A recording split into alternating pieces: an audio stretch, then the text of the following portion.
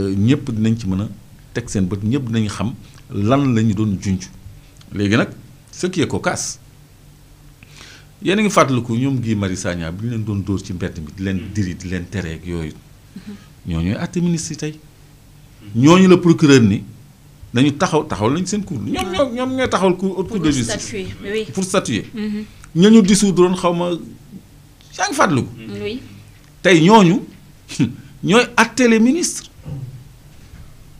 tu te rends compte procureur Aliou Ndao en plein procès ñu évincé ko mu nga foofu donc Dieu fait bien les choses nañu moo tax askanu Sénégal man ñoom laay delloo njukkal parce que ñoo permettre nguur gi am cette majorité à l'Assemblée nationale te majorité boobu il est bien que askan bi xam ni c'est une majorité utile à quelque chose parce que tey jii loolu moo permettre ñu mën a taxawal ëttu àttekaay boo xam ne dana mën a àtte ministre dana mën a àtte président de la République donc loolu gàcci ngaalaama peuple sénégalais donc li ma daanele woon sànq laay daanele waat rek il faut que la justice s'exerce. Mais la sortie bi nga xam ne procureur yi aussi amal nañ ko loolu lan la ci mën a jàngatee parce que le débat dañ ko bàyyi woon rek ak politiciens yi mais finalement avec éclairage yi nga xam ne procureur bi def na ko dafa mel ni comme léegi moom fu mu toll nii ñëpp xam nañ ni y a eu bel et bien caxat-caxat suñu ay alal yu askan. non loolu moom c'est évident. loolu moom ñëpp xam nañ ko. ñëpp xam nañ ko parce que un fonctionnaire un DAGE. boo accusé 425 millions mu ñëw indi 200 yi cash. indi ñaari kër d'une valeur de 224 xaw ma quelques millions kooku am na lu mu toogee pour un fonctionnaire c'est la preuve que kii prévaricateur la lekk na alal même bu fekkee ni dañ koy tuddee caution le temps ñu setal ko mais le fait qu'un simple fonctionnaire puisse cautionner autant de millions mais est une présomption grave de culpabilité. C'est vrai. Et à côté on nous dit respect de la présomption d'innocence.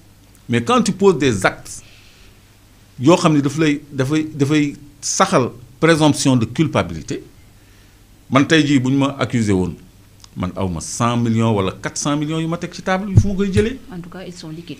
Mais rapidement avant week-end bi di dugg avant retour de parquet di ci kii nga ñëw teg ci table bi. Ça veut dire que ñooñu ils se sont sucrés. Léegi nag conférence de presse bi. Ça m'a laissé un peu mitigé. Comment? Parce que joxe nañu information comme quoi seen liggéey def nañ ko ci nu mu gën a gaawee parce que bi ñu jotee rapport bi yàggul dig bi ñu leen ko transmettre yàggul mais en quelques jours ils ont mis en état les dossiers. ba commencé nañu procéder à des arrestations ils ont dit 27. Ils ont opéré des saisies et cautionnements qui s'élèvent à environ 15 milliards. Mais moi de ces 15 milliards là je vais défalquer les 11 milliards de l'autre là Tahirou Sarr. Parce qu'à lui seul, il a mis 11 milliards. Donc, si vous gagnez 11 milliards, c'est caution plus saisie. Ce n'est pas beaucoup. Voilà. Oui. Tahirou Sarr, à lui seul. 11 milliards. Tahirou. Non, en liquide là, en liquide. Khalis. Ok. Wow. Non, d'un coup, je ne libéré ou l'en. Saisie conservatoire, l'en Oui. Ok. Ces sommes sont à la caisse de dépôt et consignation. Non. Parce que c'est un chèque certifié, non? Oui. Voilà. Donc, caisse jël na ko téye ko en attendant parce que li ñu koy toppee dafa ëpp loolu.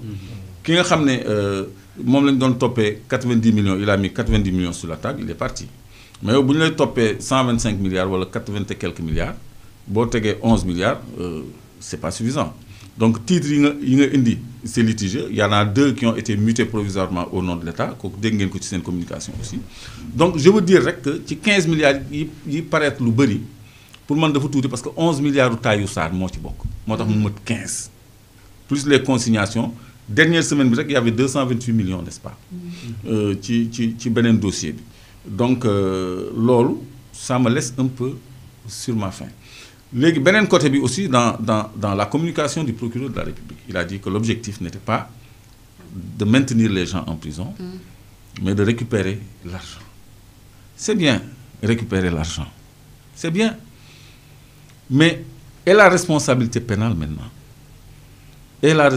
pénale maintenant moo tax ma ni foofu je suis un peu mitigé parce que j'ai suivi Moustapha Oui. répondant à une question d'un internaute qui disait que mais nit ki bu fekkee dafa investir xaalisam ci loo xam ne dafay jur xaalis. Par exemple je prends 1 milliard ma dem aéroport fii ma jënd fa benn 200 mètres carrés def R+5 am sama 12 appartements ma jaay ko 250 millions appartements bu nekk. Bon j'ai 2 milliards et demi presque 3 milliards ci 1 milliard boobu. Léegi loolu mën naa ci réinvestir sax ci beneen R+8 donc 4 ans après si on me dit mais toi tu as pris 1 milliard ben j'ai les moyens de mettre ça sur la table. Oui. Même ak lu ñu ma bett l'immeuble là le dernier que j'ai construit ëpp na 1 milliard su ma ko joxee en cautionnement je vais pas en prison et j'ai tout le temps de quoi ci xaalisu contribuable. Aspect boobu tamit yaa ngi fàttali question internaute boobu ak sa réponse mais c'est très pertinent loolu lu ñu war a bàyyi xel la sinon mais man damay am surtout suñu ma dénkee kees ma ne mais comme de toute façon si je restitue le principal on me laisse avec mon bénéfice bon su 1 milliard rombé ma dagg ko ma investir ko léegi bu amee problème naa lijjanti xaalis boobu rek su ma ko amul sax bien bu ko équivaloir puis mu jeex.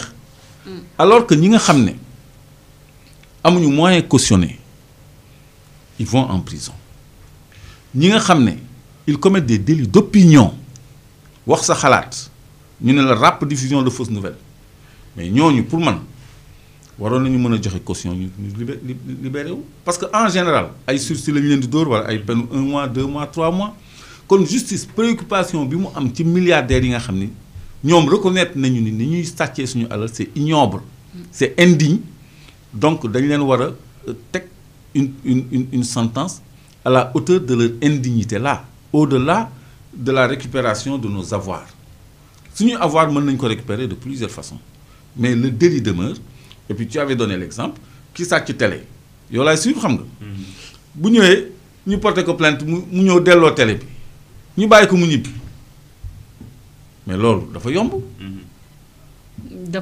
yow ma sàcc sa téléphone ñu jàpp ma yónnee ni indil leen ma téléphone bi voilà téléphone nu jaaba ngi nii. après ma ñibbi c'est fini. On va développer tout ça. Et le préjudice et le délit. Si thématique bi. Il y a préjudice et il y a délit ça fait 2. D'accord merci beaucoup Clédor. Cheikh Ousmane fonds Covid-19 bi 5 anciens ministres nag visé neen désolé par le parquet financier l'Assemblée nationale fu mu toll nii dafa mel ni comme ñoom ñoo des ci liggéey bi kii di le procureur général joxewul nag turu 5 ministres mais xel dem na.